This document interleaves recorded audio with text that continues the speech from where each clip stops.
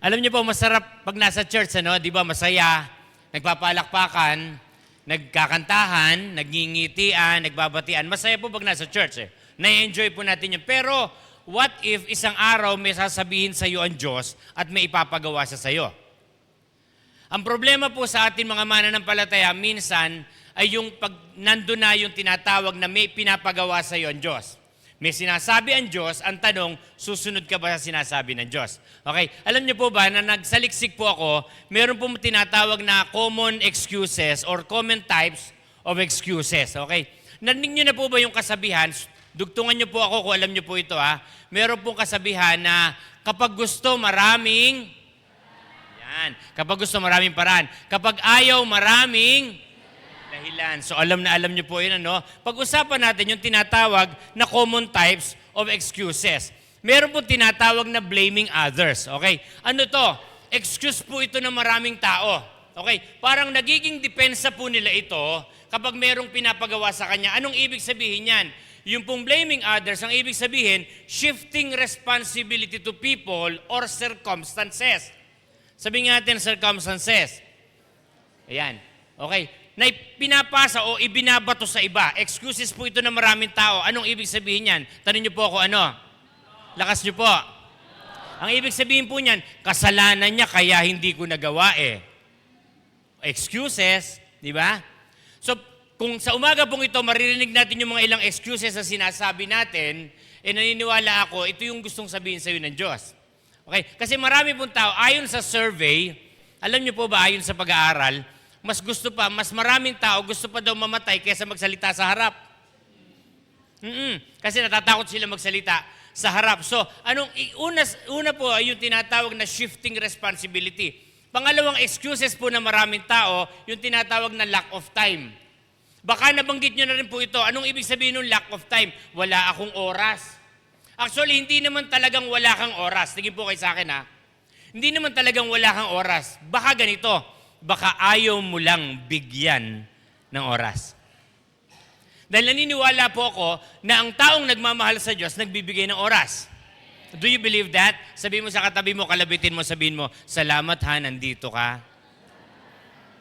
Pagpapakita yan, ang pagmamahal mo sa Diyos, sinasamahan mo ng pagbibigay ng oras sa Panginoon. Actually, pag sinabi pong wala akong oras, often not about times but priorities. Hindi po pag-ibig sabihin na wala tayong oras. Ang ibig sabihin, baka namamali tayo ng mga prioridad sa atin pong buhay. Tandaan niyo po ito, tingin po kayo sa screen. People make time for what matters most. Pansinin niyo, kapag gusto niyo yung bagay na gagawin niyo, may oras ka. Nandiyan po ba kayo? Sa mga kalalakihan, sino dito mahilig mag-basketball? Taas ang kamay. Sa mga kalalakihan, nagugulat po ako dito. Kapag nag-set ka, magbabasketball tayo bukas ng alas 4 na madaling araw, nandun agad. Tama. Pero pag in-invite mo sa church, alas 8 service. Nandiyan pa ba kayo? Alright. So, people make time for what matters most. Pansinin niyo to. Pag gusto mo yung ginagawa mo, may oras ka para dito. Pero kapag ayaw mo, sabihin natin, wala akong oras, wala akong panahon. Hindi natin alam kung paano i-manage ang ating mga oras. So, hindi problema yung salitang lack of time. Excuse lang po iyan ng maraming tao. Nandiyan pa po ba kayo? Ayan. Pangatlo po, yung tinatawag na fear-based excuses. Sabihin natin, fear-based excuses. Anong ibig sabihin niya? Maraming tao na natatakot. Anong ibig sabihin? Natatakot mag-fail. Anong sabi? Baka mag-fail ako. Hindi ako ready. Mga excuses to. Natatakot tayo mag-fail. Samantalang hindi ka natakot nung ikaw ay ma-fall. Wala yata akong kausap na kabataan dito. Diba? Yung mga kabataan hindi natatakot ma-fall. Okay? Mga kabataan, sino ba dito yung mga kabinataan? Taas sa mga kamay ng mga binata, mga lalaking binata. Ayan. May paalala ko sa inyo mga binata. Tingin kayo sa akin mga kabinata. Huwag niyong liligawan kung sa bandang huli, iiwan mo rin lang. Tama, di ba? Oo, kayo maraming binata, mga paasa, no? Kaya alam niyo ba, may mga hugot po yung mga paasa Yung mga taong napaasa tapos nadismaya, tanong niyo kung ano sabi. Sabi nila, ang puso daw parang paminta. Tanong niyo kung bakit? Lakas niyo. Ang puso daw parang paminta. Buo naman talaga. Di pilit lang na dinudurog ng iba. Excuses to eh. Baka mag-fail ako, hindi ako ready. Ano ibig sabihin nito? Ang ibig sabihin po niyan, fear of failure, rejection, or embarrassment disguised as a reason. Nagiging excuse natin ito. Yung mga bagay na sinasabi ko po kanina, ano pa? Common excuses po ng mga tao. Nandiyan pa po ba kayo? Oh, common excuses. Ito, napaka-common nito. Wala akong pera, tools, or support. Yan. Kaya minsan nahihirapan tayo mag-disciple, maghikayat para sa iba. Ang dahilan natin, wala akong pera eh. Wala akong tools. Wala akong support. Anong ibig sabihin? Pwedeng ganito. Sometimes valid, but often used even when small steps are possible. Pwedeng nagagamit lang na dahilan ito, nagagamit lang ito na excuses o excuse, pero pwede naman may mga posibleng steps naman kahit maliliit, pwedeng may paraan pa rin naman. Ang problema, mahilig lang mag-excuse. Nandiyan pa ba kayo? By the way, naglalatag muna po ako sa inyo ng mga dahilan o mga pangkaraniwang dahilan ng tao kung bakit hindi magamit maitili ng Diyos at bakit hindi magkaroon ng tinatawag na buhay na may katagumpayan. Mamaya, maiintindihan nyo po sa pagpapatuloy na inyo pong pakikinig bakit po ganito ang aking inilalatag sa inyo. Tuloy na natin. Meron po tinatawag na procrastination excuses. Say with me, procrastination excuses. Sige po, lakas nyo po. Anong ibig sabihin niyan? Ang ibig sabihin po niyan, mamaya na, bukas ko na uumpisahan. Maraming tao nag-e-excuse na mamaya ko na lang iyang gagawin. Sino dito yung mga nanay na inuutusan yung anak nila, hindi naman agad sumusunod, pamisa-misan? Nanay, sigaw mga nanay! Oh, di ba sa panahon natin ngayon, kapag inuutusan ng mga nanay yung kabataan, ano ang pambansang sagot ng mga kabataan? Alam na alam nyo. Yeah. Ba, galit na yung litid nung nanay mo dito. Pinaguhugas ka ng pinggan, ang sagot mo, wait lang. Sa panahon po namin ni Kuya, hindi pwede yung ganun sagot. Di ba ba, tatay? Hindi ka pwede sumagot sa matatanda nung araw ng ganun. Kapag inutusan ka, ngayon, mapapansin mo, nasa kanya-kanyang kwarto kasi busy sa ginagawa, busy sa internet, busy sa paglalaro ng mga games. Pansinin nyo, itry nyong patayin yung wifi. Sabay-sabay lalabas ng kwarto yan. Sasabihin, Nay, nagbayad ka ba ng internet? So, ang nagiging dahilan, kaya tayo nagsasabi ng mamaya na, bukas ko na umpisahan, procrastination po ang tawag doon. Anong ibig sabihin? Delaying action to avoid discomfort. Okay, nandiyan pa ba kayo? Tuloy pa natin. Okay, pang-anim. Kunti lang naman po ito. 77 lang to. Nakaka-anim na tayo. Pang-anim yung tinatawag pong self-doubt. Sino po sa inyo dito, minsan nagduda ka na sa sarili mo? Sino dito minsan kinakausap mo din sarili mo? Sino dito minsan sarili mo hindi mo maintindihan? Sabi mo sa katabi mo, parang ang ikaw talaga yon. Anong ibig sabihin ng self-doubt? Eto, hindi ko kaya. Hindi ako magaling. Hindi mo talaga kaya at hindi ka talaga magaling. Anong ibig ko pong sabihin dito? Kadalasan, ganito po ginagamit ng tao, low confidence used as a shield against trying. Kaya na minsan ayaw nating itry. Meron kang gustong gawin, pero ayaw mo kasing subukan. Bakit? Tanong nyo bakit? Kasi ang tingin mo sa sarili mo, yun nga, may self-doubt ka eh. Alam mo, hindi mo kaya. Alam mo, hindi ka magaling. So, low confidence used as a shield against trying. Okay lang po magkwento ko sa inyo sandali? Okay lang po din nagkukwento? Actually, kinuwento ko po ito kahapon sa mga leaders na na-meet ko po sa kabila kahapon. Alam niyo po ba, na po pwede talaga mangyari, sinasabi natin, hindi ko kaya, hindi ako magaling. Pero kapag nandun yung willingness, pwede kang gumaling. Magkwento po ako. Sa amin po, meron po akong isa po sa aking primary leader. Nung bago-bago po ang church, tinuruan ko po siya mag-gitara. So inilalagay ko po yung daliri niya kung paano titipan ng key of A, D, mga basic chords lang po. To cut the long story short, natutong mag-gitara ate. Natuto po siya mag-gitara, kaso nung nagigitara na, tanong niyo po ako ano? Binalak pang kumanta.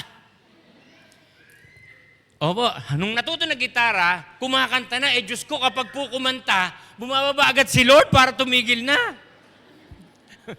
Talaga pong wala talaga sa tono. Pero dahil desire ng puso niya, dahil willing talaga siyang matutong kumanta, to cut the long story short, alam niyo po ba, ngayon, naglilid pa ng pagsamba. O, sabi mo sa katabi mo, kalabitin mo, may pag-asa ka pa. Sa mga gustong kumanta. No?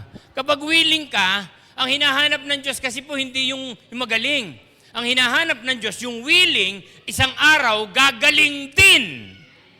Kalabitin mo yung katabi mo, kaya sikuhin mo na lang sa bilbil, sabihin mo, gagaling ka din. Nandiyan pa po ba kayo? Ayan, tuloy na natin ha. Ito na, pang-pito na po ito. Mga common excuses po ito ha. Tingnan niyo po ito. Ano yung common excuses ng maraming tao? Justifying bad habits. Anong ibig sabihin yan? Gina-justify yung kanyang bad habits. Ito sinasabi, nag-survey ako. Sabi nila, stress ako, kaya okay lang na gawin ko to. May mga tao na kapag stress, naghahanap sila ng bagay na makakawala daw na kanilang stress. Alright? Yung iba, ang problema sa iba, kumbaga ganito po yun, making reasons to continue unhealthy or unhelpful behavior. Okay? Narinig nyo na po ba yung grupo na tinatawag na grupo ng hititbuga? Hindi nyo pa narinig yun? Sa amin po may grupo ng hititbuga, yung pagkahitit, bumubuga. Tanong mo katabi mo, dati ka rin ba miyembro nun?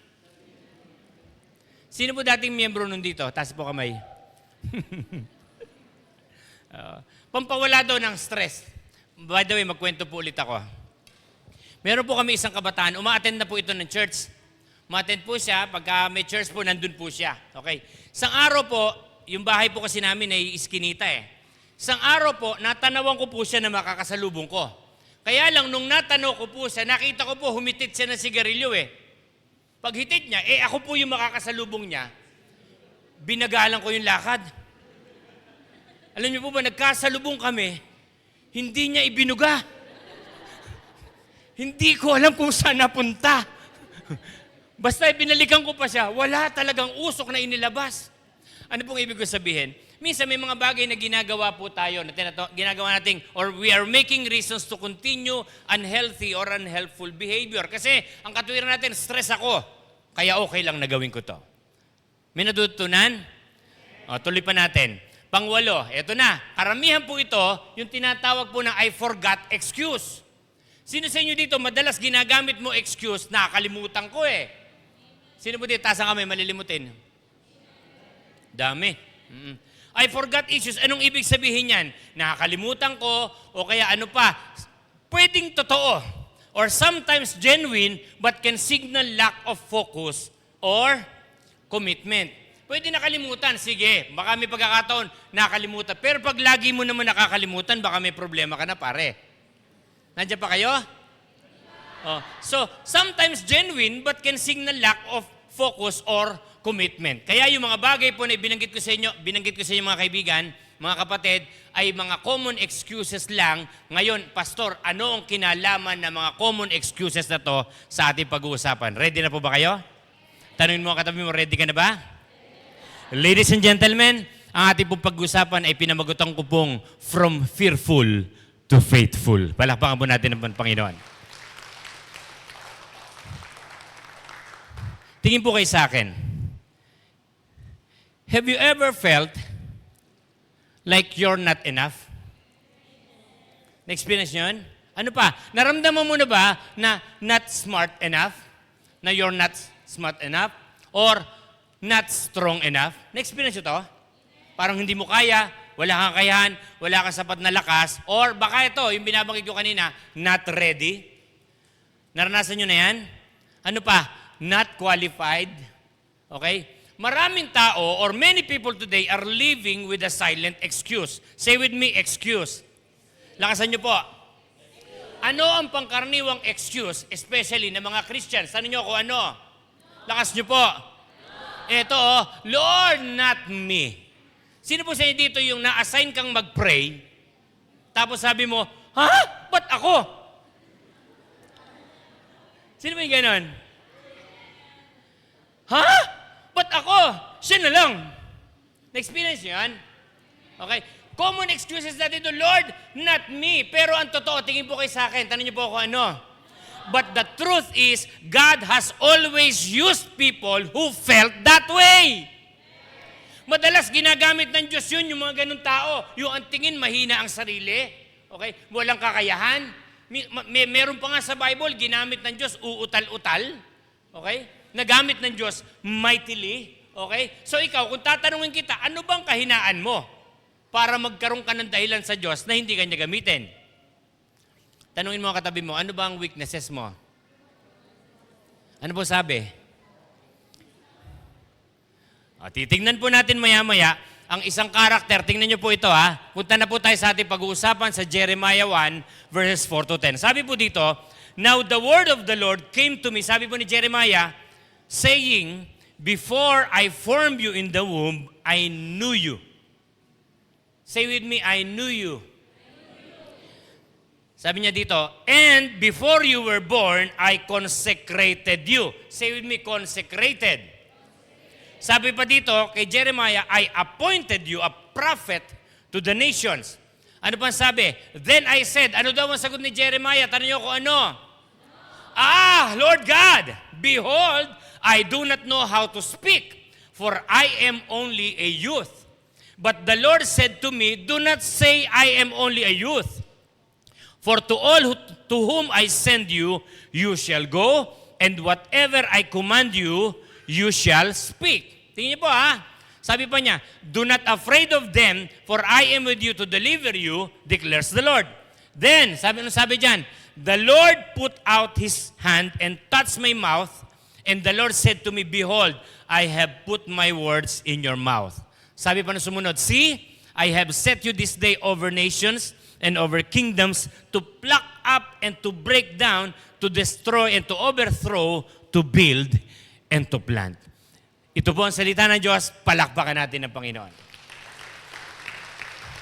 Tingin po kayo sa akin. Nakita po natin kausap ng Diyos si Jeremiah. Okay? Anong sagot ni Jeremiah? Lord, bakit ako? Okay? Kabataan lang ako. Hindi ako magaling magsalita. Naalala niyo, binasa po natin?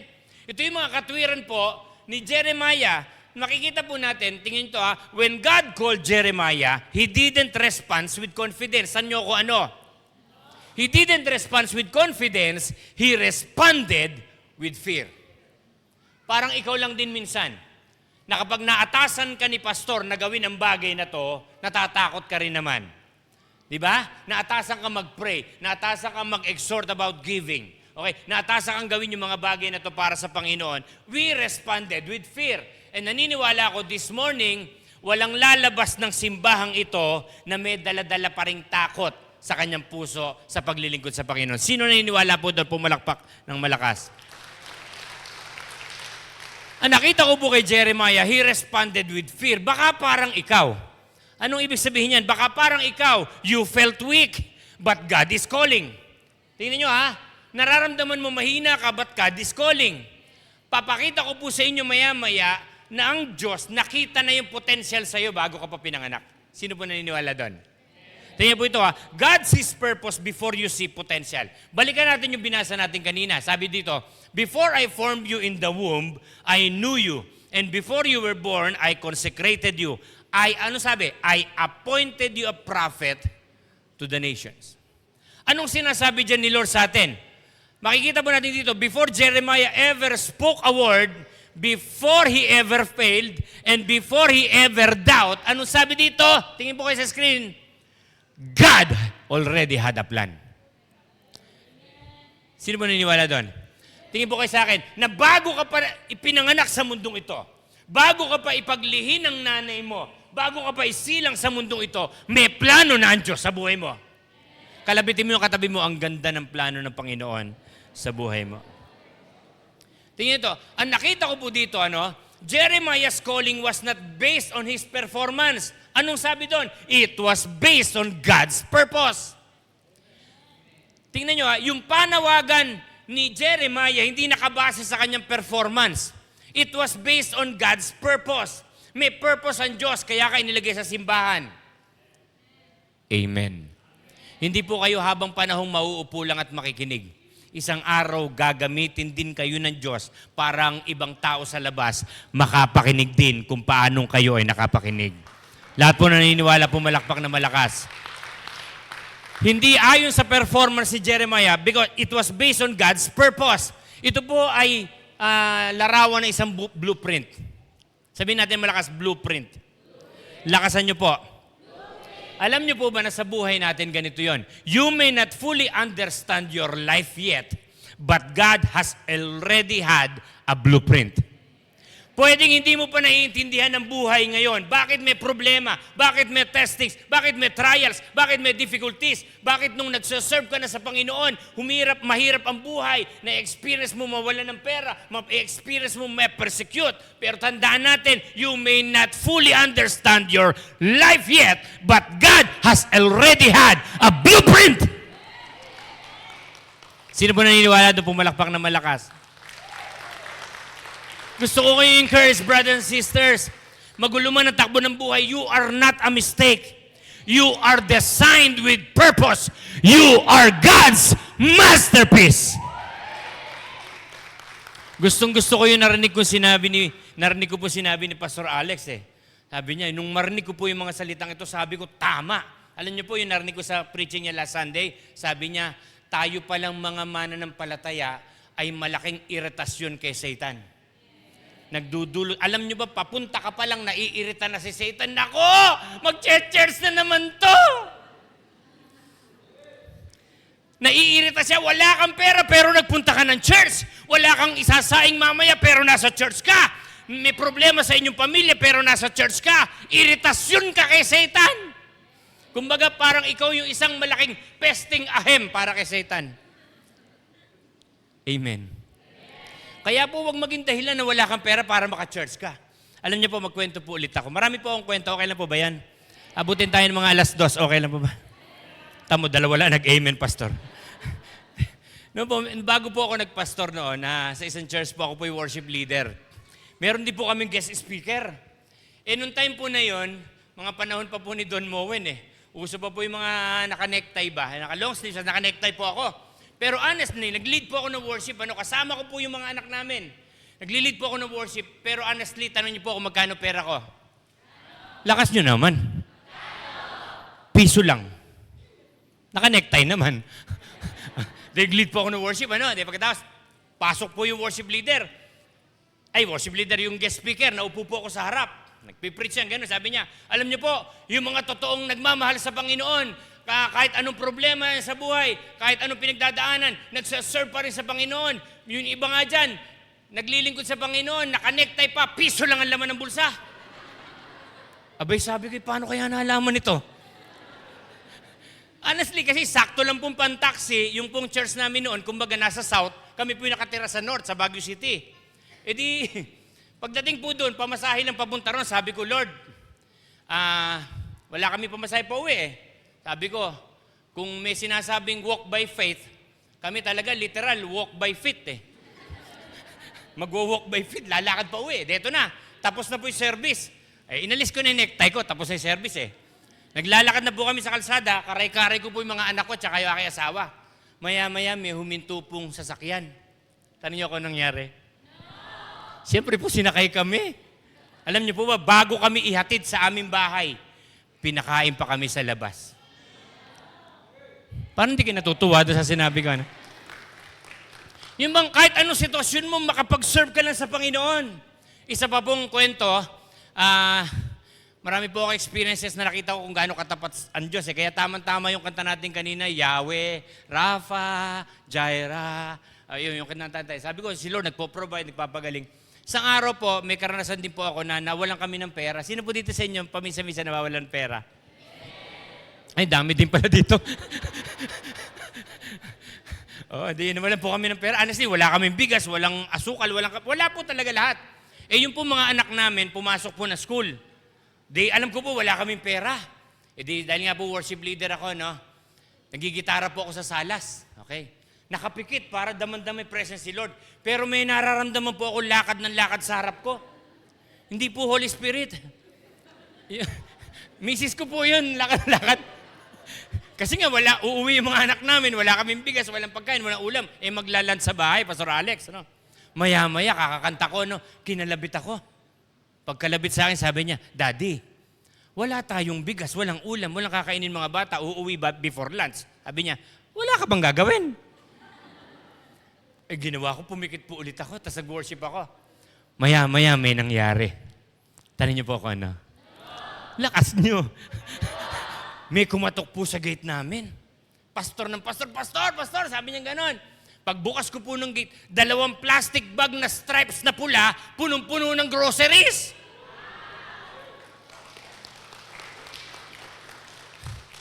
Sabi niya, Pastor, mamaya ko pa sana dadalhin to dahil susundo muna ako ng apo ko eh.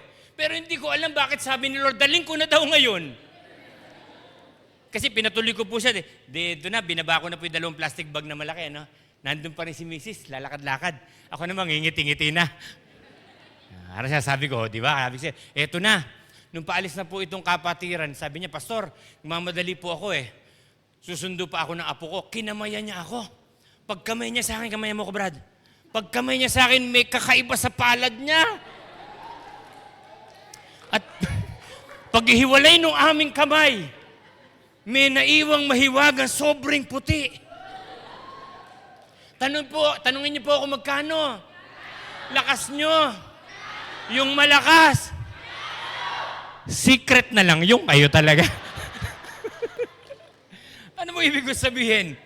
Dadaanan natin sa paglilingkod natin ng problema, pero you are not a mistake. You are designed with purpose. Palakpakan natin doon ng Panginoon. Kaya dalangin ko po na hindi ang kawalan ng pera, hindi ang problema makakapagpatigil sa iyo sa pagsuserve sa Panginoon. Diba, naniniwala ko kahit wala kang pera, malakas ka mag-amen. Amen!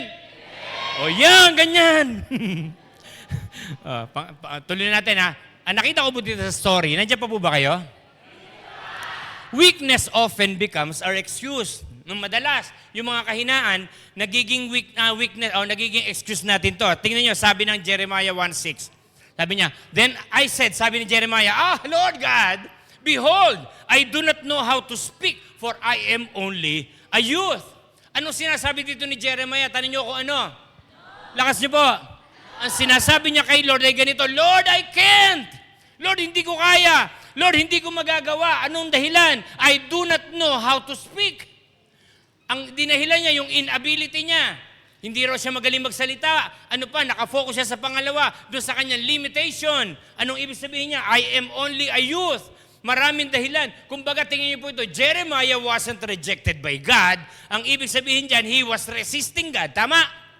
Kasi may sinasabi sa kanya ang Diyos, may pinapagawa sa kanya ang Diyos. Alam niyo po, may malaking hadlang sa atin, Misa. Tanong niyo ko ano? Minsan, ang malaking hadlang sa panawagan sa iyo ng Diyos ay ang pagdududa. Magtutuloy ka ba? Maglilingkod ka pa ba? Nape-persecute ka? Pinag-uusapan ka ng iba? Minamaliit ka? Amen. Pero may good news po ako sa inyo. Tanong niyo ko ano? Lakas niyo po. God's presence is greater than your fear. Sino po naniniwala doon? Pumalakpak na malakas lahat naniniwala. God's presence is greater than your fear. Tingnan sabi ng verses 7 and 8. But the Lord said to me, sabi ni Yahweh, do not say, I am only a youth. For to all to whom I send you, you shall go, and whatever I command you, you shall speak. Do not be afraid of them, for I am with you to deliver you, declares the Lord. Kumbaga, nung kausap ni Yahweh si Jeremiah, God didn't comfort Jeremiah by boosting his self-esteem. Tama? Nung kausap ni Yahweh si Jeremiah, He didn't say, Jeremiah, believe in yourself. Hindi ganito sinabi ni Lord. Kundi God said, believe in me, I am with you. Palakpakan natin doon ng Panginoon. Yun yung sinasabi ni Yahweh. Yun yung sinasabi ni Yahweh kay Jeremiah, and that's the difference. Magkaiba yung maniwala ka sa sarili mo. Hindi, ang sabi ni Yahweh, maniwala ka sa akin, kasama mo ako. And that's the difference.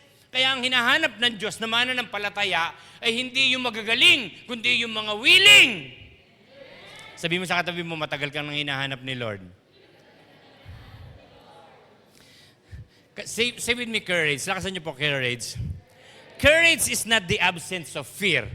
Ito po, it is the presence of God in the middle of fear.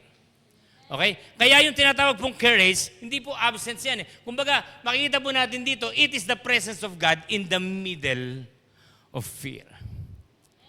Amen. Pag pinag-usapan po yung karanasan sa paglilingkod sa Panginoon, pwede tayo malimitahan ng takot. Takot na i-share si Jesus sa iba. Takot na i-share ang kabutihan ng Diyos sa iba kasi baka kung ano sasabihin nila sa inyo. Sa mga kabataan, hindi ko alam kung na-experience nyo to, na pag nasa school ka, may mga kabataan minsan na, iwanan natin yan kasi babasahan tayo niya ng Bible. Di ba? May mga kapitbahay tayo minsan na, ayaw kang kausapin kasi isi-share mo si Jesus sa kanila. Nagdudulot ito ng takot sa atin. Pero tandaan natin, sabi dito, courage is not the absence of fear, it is the presence of God in the middle of fear. May natutunan po kayo? Nandiyan pa po ba kayo? Tuloy na natin. Pang-apat, God equips those He calls. Anong ibig sabihin dito? Sabi ng verse 9, tingnan nyo Then the Lord put out His hand and touched my mouth. Sabi ni Jeremiah, and the Lord said to me, Behold, I have put my words in your mouth. Tingnan nyo binigyan siya ng Diyos ng ganitong kakayahan. Tingnan nyo, sabi ni Jeremiah, Jeremiah said, I cannot speak. God responded, then I will give you the words. Sabi ni Jeremiah, Lord, hindi ako magaling magsalita. Ang sabi ni Yahweh, then I will give you the words. Ano pa? God doesn't call you because you are able. He makes you able because you are called. Magkaiba po yun. Tingnan niyo po ito. God doesn't call you because you are able. He makes you able because you are called. Kalabitin mo ngayon katabi mo, sabi mo, hindi ka lang pinili ng Diyos. Sabi mo, hindi ka lang pinili ng Diyos.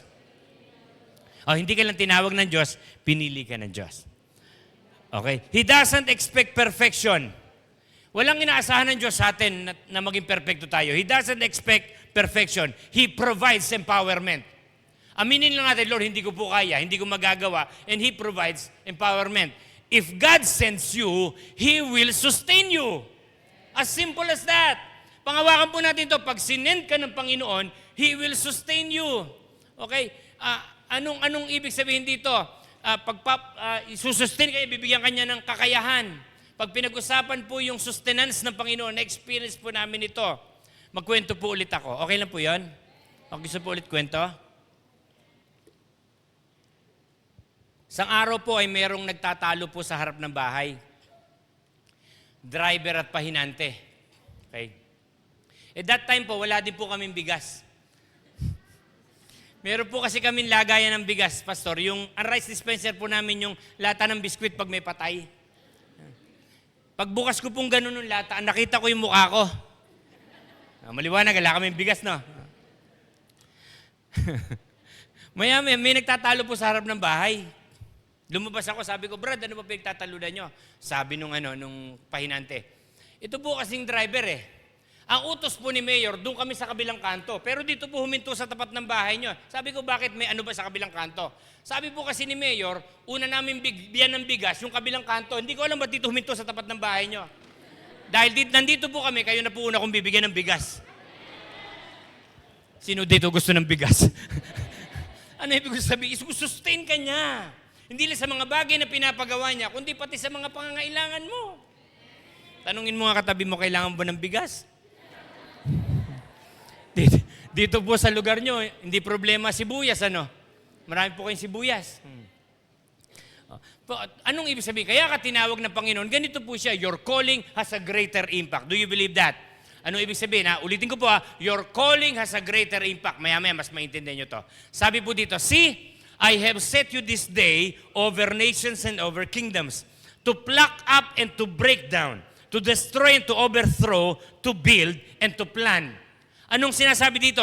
Jeremiah thought his weakness disqualified him, but God showed him his calling would impact nations.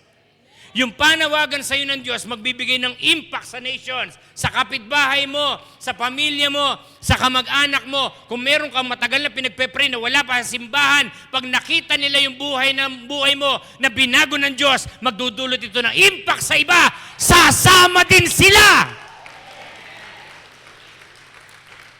Dito nga po, narinig ko sa inyo pala dito pag last Sunday, merong family day po kayo, nag-gather po kayo, no? Sama niyo po yung family niyo. Maganda po makabanding yung mga ka-churchmate natin. Maganda nagsasama-sama po ang mga mananampalataya. Alam niyo po, akala balik po ako dito kay Jeremiah, his life was not small.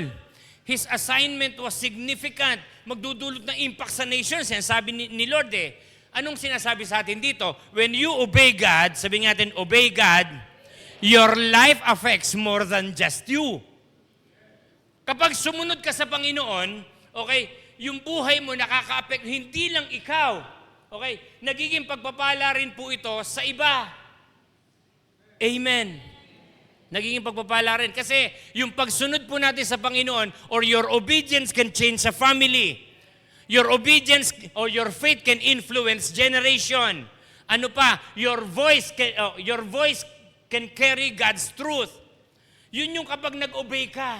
Sabi mo sa katabi mo, sumunod na tayo kay Lord. Jeremiah started with Lord, I can't. Diba? Sabi kanina sa binasa natin, Jeremiah started with Lord, I can't. But he came one of the greatest prophets in history. Tingnan ito. Di ba sabi niya, Lord, hindi ko kaya. Lord, hindi ko magagawa. Lord, hindi ako magaling. Lord, kabataan ako. Pero nangyari po, he became one of the greatest prophets in history. Baka nandito ka ngayon, sasabi mo, sila lang naman na may kakayahang gumawa nun. Ano nangyari? Hindi po ang ability ni Prophet Jeremiah ang nagkaroon ng pagbabago. Not his ability. Okay, ano pa? But his willingness. Okay, hindi yung abilidad ni Jeremiah, kundi yung willingness niya na makasunod sa Panginoon. Brothers and sisters, let me tell you, stop saying I'm not enough. Kundi start saying God is enough. Palakpakan natin doon ng Panginoon. And I will say it again. Stop saying I'm not enough. Start saying God is enough. Please, brothers and sisters, stop focusing on your weaknesses. Start trusting His calling. Huwag kang mag-focus sa kahinaan mo. Magsimula ka magtiwala sa panawagan niya sa iyo. Pwede ba sabihin mo sa katabi mo, gusto kang gamitin ng Diyos? God is not looking for the most capable. He is looking for the most available. Pakibasa nga po ng malakas. 1, 2, 3, go.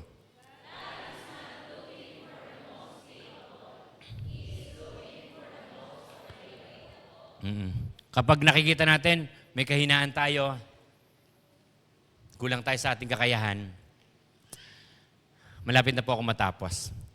Pero hayaan niyo pong pakita ko sa inyo itong last verse na to. Sa 2 Corinthians chapter 12, verse 9.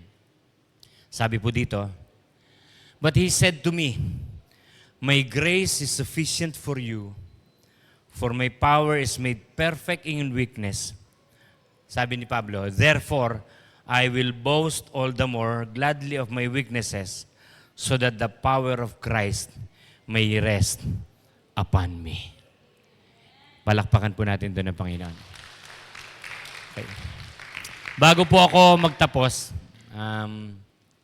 tapusin ko po ito sa isang true to life story. Hilingin ko po samahan ako ng worship team.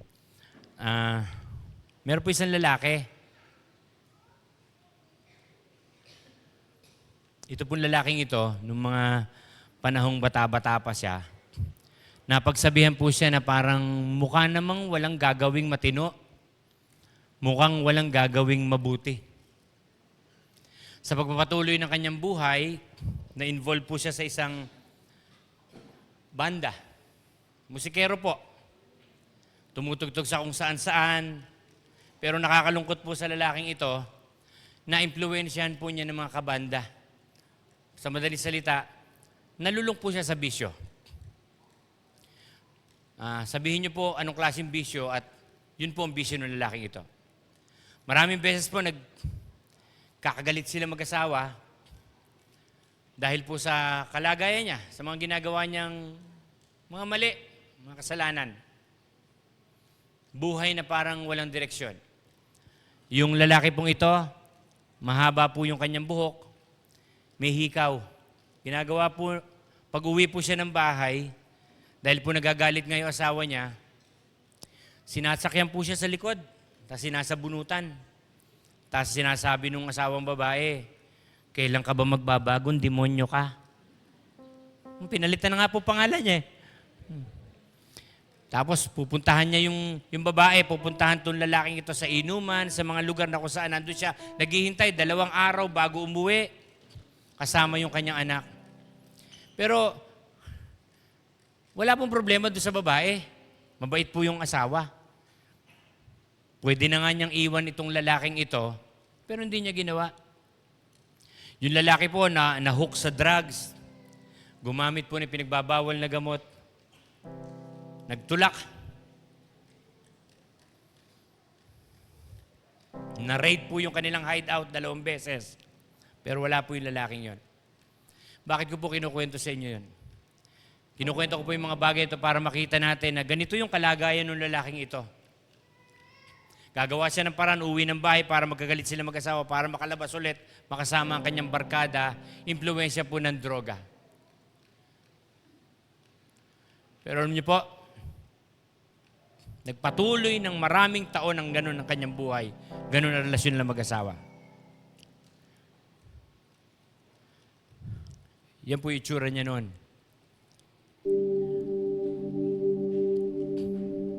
Ayaw lumipat.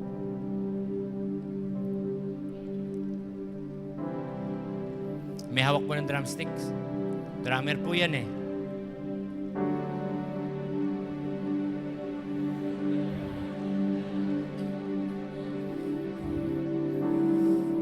Prayer po ng misis niya.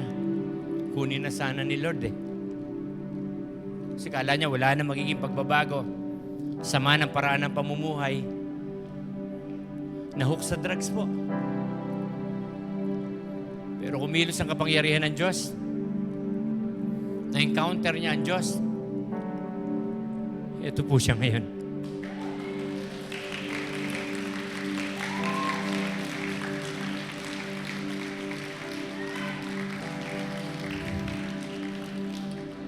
Hindi ko po pinagmamalaki yung dati kong pagkatao. Nakakaya!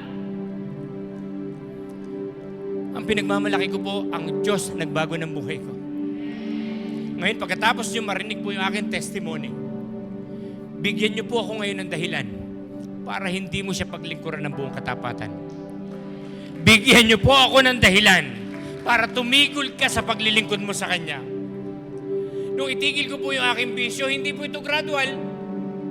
September 20, 2003, sabi ko, Lord, gusto ko po tulungan mo ako, titigil ko po lahat ng bisyo. Marijuana, shabu, alak, sigarilyo, sugal. September 21, 2003, honestly, tingin po kayo sa akin ha, kapag nakakakita po ako ng umiinom ng Red Horse sa tindahan, pag lagok niyang gano'n, nakikilagok ako, alam ko yung nararamdaman niya. Kapag nakakita po ako ng mga panahon na yon, na humihitit ng sigarilyo, ako yung nagbubuga dahil alam ko yung ginagawa niya. Pero nung nagdesisyon po ako, sabi ko, Lord, gusto kita pagsilbihan. Alam niyo po, naging turning point ng buhay namin, bumagsak po yung business namin. Natirang kami 3.25 po ang pera namin sa bulsa nung tawagin kami ng Diyos sa gawain po niya. Hindi pa po agad-agad. Uma-attend po ako ng Bible study, batak na batak po ako noon. Gumagamit ako ng shabu. Pero meron akong naririnig. Meron akong naririnig na gusto kong mangyari sa buhay ko. Hanggang sa dumating sa point, pagod na ako, Lord, sabi ko, gusto ko magbago. Hanggang sa naintindihan ko yung sinabi ng Panginoong Jesucristo sa Matthew 11:28, lumapit kayo sa akin, kayong lahat na napapagal at kayo'y pagpapahingahin ko. Nag-strike po sa akin yung salitang pagpapahingahin ko. Sabi ko, Lord, anong klaseng kapahingahan yon? Magbigay po ako ng ilustrasyon. Halika kayong tatlo. May sa gitna ka.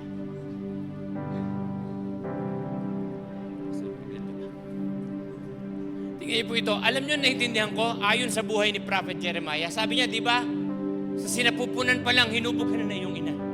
Ano ibig sabihin? Sa panahon na ito, yung nasa sinapupunan, ano? Tapos namuhay po ako sa panahon na to, na nasunod yung aking gusto, ginawa ko yung mga bagay na alam ko hindi ko dapat gawin, pero nag-enjoy ako sa kasalanan, nag-enjoy ako sa mga bagay na masama, na hindi ko alam, na hindi ko nabibigyan ng kalpurihan ng Panginoon. Pero sa party na pala na to, ito yung part nang na-encounter ko ang Panginoon. Anong ibig ko po sabihin? Habang ginagawa ko pala ito, nakatakda na sa bandaroon ng buhay ko, tatawagin ako ng Panginoon para gamitin niya. Kung sa palagay mo, nandito ka ngayon, oo, hirap ka. Sa palagay mo, hindi ka magagamit ng Panginoon. Pero sabi sa buhay ni Jeremiah, ang Diyos mismo humipo sa kanyang labi. Siya ang maglalagay ng kanyang sasabihin. Naniniwala ako kung nandito ka ngayon, darating araw sa punto ng buhay mo, darating ka sa banda rito, gagamitin ka rin ng Panginoong Jesucristo. Thank you, anak. Thank you. Salamat. Alam niyo po, nung baguhin ako ng Diyos, ang pinakamalakas na umiyak, ang misis ko. Sabi niya, kaya palang baguhin ng Diyos ang ganito kamiserableng tao.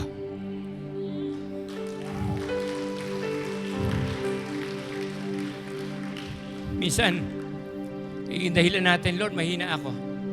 Yes, mahina ka. Aminin mo. Lord, hindi ko kaya. Pwede, aminin mo. Dahil kaya ka nga gagamitin ng Diyos kasi hindi ka magaling. Kaya ka nga gagamitin ng Diyos kasi hindi mo kaya. Dahil kapag nag-yes ka sa Kanya, sige Lord, susunod po ako sa iyo. Maglilingkod ako sa iyo. Pag sinabi mo sa Panginoon, maglilingkod ka, ibibigay niya yung galing. Ibibigay niya yung kakayahan. Ibibigay niya ang provisions para sa iyo pangailangan. Kaya brothers and sisters, ulitin ko, bigyan niyo po ako ngayon ng dahilan para hindi mo siya paglingkuran ng may katapatan. Lahat po ngayon ng merong naglalagablab sa kanilang puso na gustong paglingkuran ng Panginoon, pumalakpak ka nga po ng malakas sa Diyos. At sabihin mo, Lord, maglilingkod ako sa iyo ng merong katapatan. Sige, sabihin mo sa Panginoon na malakas, Lord, maglilingkod ako sa iyo ng may katapatan. Tingnan po ito, bigyan ko po kayo ng challenge. Kung halimbawa, bawat isa po sa atin dito, magdadala lang ng isa sa susunod na linggo, doble ang bilang ng simbahang ito. Kung bawat isa lang sa atin dito, mag-aalaga ng isa para mailapit kay Kristo, sooner or later, triple ang bilang na simbahang ito. Sino po dito nagkukumit ng kanyang sarili? Come on, come on. Sino nagkukumit ng kanyang sarili na isang araw, sa araw na to, itatalaga mo sarili mo, Lord, susunod ako, maglilingkod po ako sa iyo. Kung ikaw yung dating matatakutin, Lord, hindi ko kaya. Lord, hindi ko alam mga kasasabihin. Darating sa punto, yung sinasabing from fearful to faithful. Amen.